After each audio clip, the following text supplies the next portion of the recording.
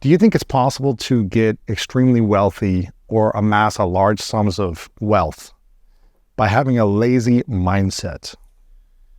I really like this question. I don't know if it's where you were wanting me to go, but I do like the question a lot. Yes, for probably a different reason that people might expect. So I actually think in some ways, the lazier you are, if you can get over the initial hump, the more successful you can be. Because what happens is if you give a hardworking person a problem, they give you a hardworking solution. If you give a lazy person a problem, they'll give you a lazy man solution. What's the easiest way to do this? Right. And a lot of times, some of the best problems in the world get solved by deciding they're not problems. What do you mean? It's like, let's say Layla says, babe, and I don't like being called babe, right? Now, I could have a huge discussion about this, and this is our plan, so we can, get you out of saying this because it makes me feel this way. It reminds me of my mom, whatever, right? Or you just let it go. Or I decide that it's not a problem, and it's way faster to solve problems that way by deciding they're not problems to begin with. Interesting. And so from the lazy man's perspective, I'm a big believer in working smarter, not harder, with the massive caveat that you have to work incredibly hard to get smart. So what do you mean by that? You have to amass a amount of skills. You have to overcome your limiting beliefs. You've got to get more knowledge, take more classes, develop yourself, build more confidence, let go of these different challenges in order to get to that level. Yeah, we all have to pay down the most expensive debt that we all pay every day, which is the debt of not knowing. Ignorance debt. And I love this close that I saw at a presentation years ago, and it's just so good. So the man's looking out the audience, and he's got this whiteboard, and he writes $1 million across the top. And then he says, "Ma'am, how much do you make?"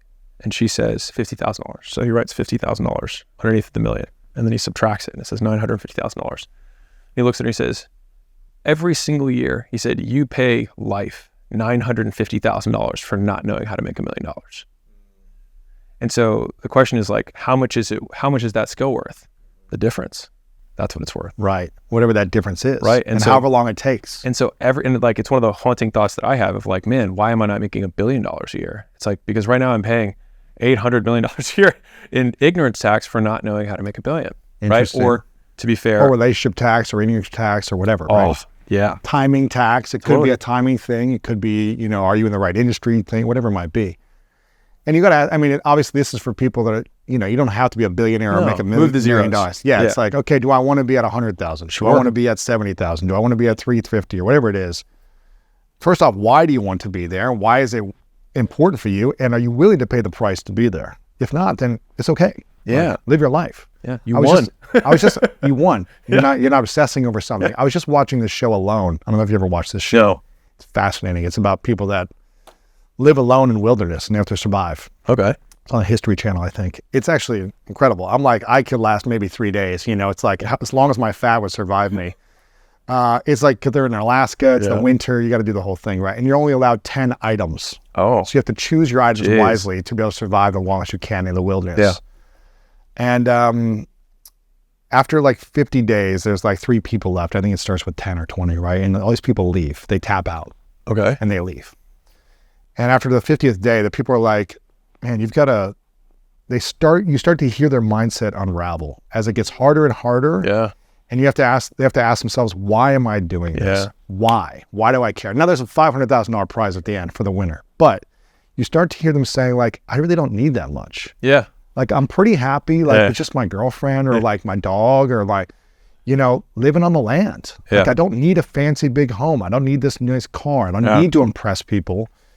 In a certain way, like I'm happy with where I'm at, and here's what I do need, and this is going to bring me joy. Yeah. But for the people why do you think people are so obsessed with making more money though, and becoming a millionaire or becoming 100 millionaire or a billionaire? Why do people even think about it or are focused on that? The whys are tough because I can never have insight into why other people do things rather than that they do them. But I would say that it seems like, at least I would say more men than women are money focused. And that is probably because more women than men are attracted to mates who have resources. And I love this quote by Idris Elba. He said, men fall in love with what they see, women fall in love with what they hear, which is why women will always wear makeup and men will always lie. Oh man.